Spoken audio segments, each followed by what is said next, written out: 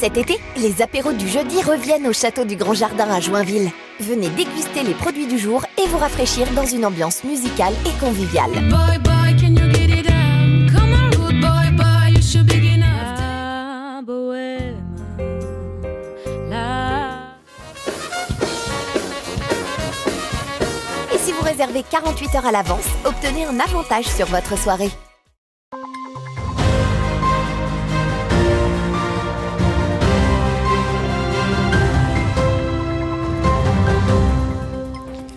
Bonsoir à tous et bienvenue dans votre journal du mercredi 17 août 2022. Tout de suite, les titres de cette édition. Les dernières canicules conduiraient à la hausse des prix des fruits et légumes, de la viande et des fromages d'ici ces prochains mois. À cause de la sécheresse, une plage du lac du Der n'est plus surveillée. Et voilà pour les titres. Allons-nous vers une hausse des prix des fruits et légumes, du fromage et de la viande? Voilà une question à laquelle les producteurs tentent de répondre. Les dernières canicules conduiraient à la hausse des prix et d'ici ces prochains mois, Elsa Jacobet et Alison Godefroy sont allées à la rencontre des producteurs. Dans certaines régions de France, le prix des fruits et légumes continue d'augmenter. Après les conséquences de la guerre en Ukraine, c'est au tour de la sécheresse.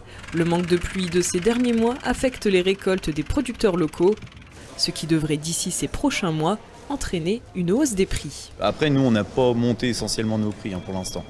Mais après, il y a des fruits de saison qui sont beaucoup plus chers que les années précédentes. Les personnes, quand ils voient les prix, oui, c'est normal, ça les inquiète, je les comprends très bien. Et ils se demandent tous jusqu'où ça va aller et comment ils vont pouvoir faire. Mais nous, on se pose exactement la même question. Quand on voit les hausses, ça n'augmente pas qu'une fois, ça augmente et le mois d'après, ça augmente encore. C'est très compliqué. Et pour le symbole de la gastronomie française, l'inquiétude se fait également ressentir. L'année dernière, le reblochon et le fromage à raclette manquaient à l'appel. Pour les fruits et légumes, l'abricot, les tomates et la salade sont concernés. L'année dernière, c'est déjà arrivé. Mais je pense que ce sera un peu plus fort cette année. Il y a déjà des producteurs qui nous ont dit que le lait va être moindre. La qualité peut-être pas, mais du coup, il y aura moins de fromage. Il y en a déjà qui ont commencé les fourrages parce que les bêtes n'avaient plus suffisamment à manger. Donc je ne sais pas ce qu'elles vont avoir en fin d'hiver cette année. On a de la sécheresse au niveau des abricots. Il y a un manque évident d'eau quand même sur pas mal de fruits et légumes. Les tomates, les mirabelles qui ont du mal à mûrir avec le manque d'eau. Donc elles sont encore relativement vertes. Pour la viande, il en est de même. Ce charcutier traiteur se pose des questions. Les prix ont déjà augmenté et le poulet est en première ligne. 2 à 3 € le kilo. Le deuxième emblème français risque lui aussi de devenir de plus en plus rare. Et déjà pour les prix des viandes, ça a augmenté un petit peu. On a été pris pour les poulets, la viande. Il y a eu beaucoup de producteurs qui ont perdu beaucoup de volailles, même en arrosant dans les hangars et tout. Donc déjà pour les fêtes de Noël, on risque d'avoir du mal d'avoir trouvé du foie gras. En Haute-Marne, d'ici un mois ou deux, la hausse des prix devrait se faire ressentir. La sécheresse et le manque d'eau réduisent les rendements. À échelle nationale, en un an, la hausse des prix aurait progressé de 11%.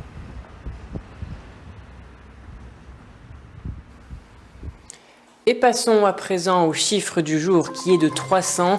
La région Grand Est recherche rapidement plus de 300 conducteurs de bus pour la rentrée des classes en septembre. Face à la pénurie de conducteurs de voyage au sein des sociétés de transport du Grand Est et afin d'en limiter l'impact à la rentrée scolaire, elle a donc lancé un appel à une mobilisation solidaire.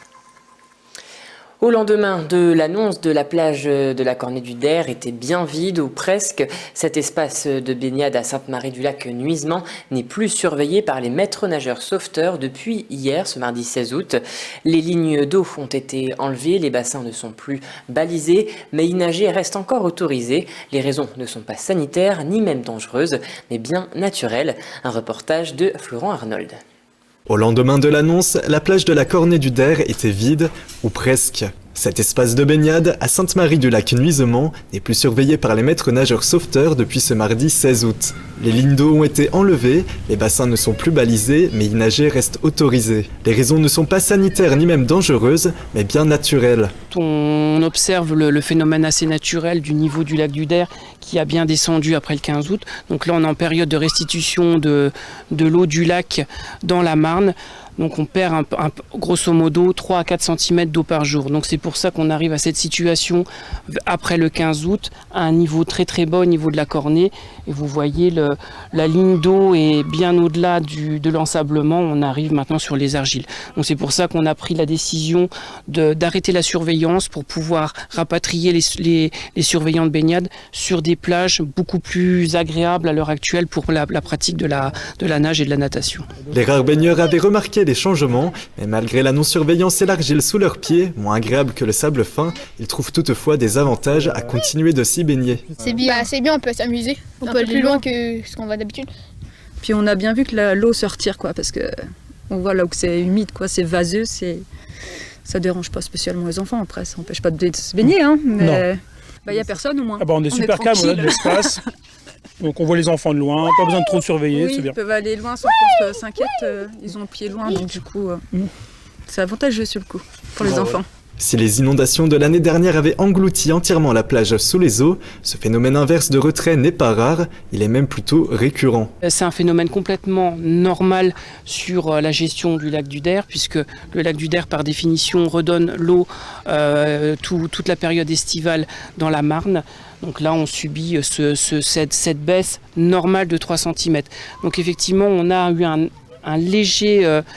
une légère descente plus rapide que des autres années, puisque le phénomène de sécheresse a provoqué un gros phénomène d'évaporation de la surface du lac et on a perdu grosso modo 1 cm en plus par jour. Les 5 autres plages sont situées sur des bassins qui sont indépendants du grand lac.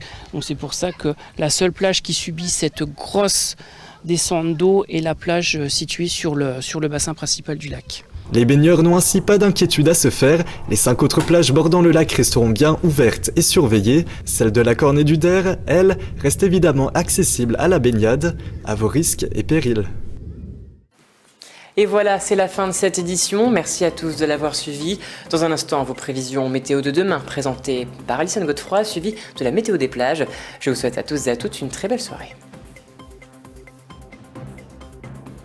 Toute l'actualité qui vous concerne, à voir et à revoir dès maintenant sur puissancetelevision.fr et sur notre application mobile.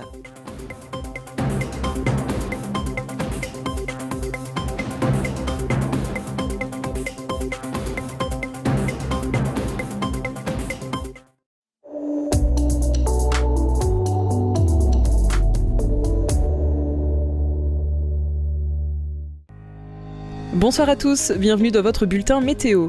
Pour demain, on annonce des averses orageuses accompagnées de quelques coups de tonnerre qui s'étireront du sud-ouest aux frontières de l'Est, notamment à Metz, à Dijon ou encore à Lyon. Plus à l'ouest, des éclaircies seront annoncées. Côté Mercure, durant la matinée, il fera 16 degrés à Nantes et à Bourges. L'après-midi, il fera 27 degrés à Paris. Enfin, 29 degrés à Bastia. On passe maintenant à la carte locale. Du côté de nos départements, le ciel sera divisé en deux. On attend quelques orages à Chaumont, à Langres, à Commercy et à Verdun. Partout ailleurs, le ciel restera couvert. Côté température, l'après-midi, il fera 24 degrés à Verdun et à Bar-le-Duc, 25 degrés à Saint-Dizier, enfin 26 degrés à Vitry-le-François. Demain, jeudi 18 août, nous fêterons les Hélènes. Le soleil se lèvera à 6h47. C'est la fin de ce bulletin météo. Très bonne soirée avec Puissance Télévisions.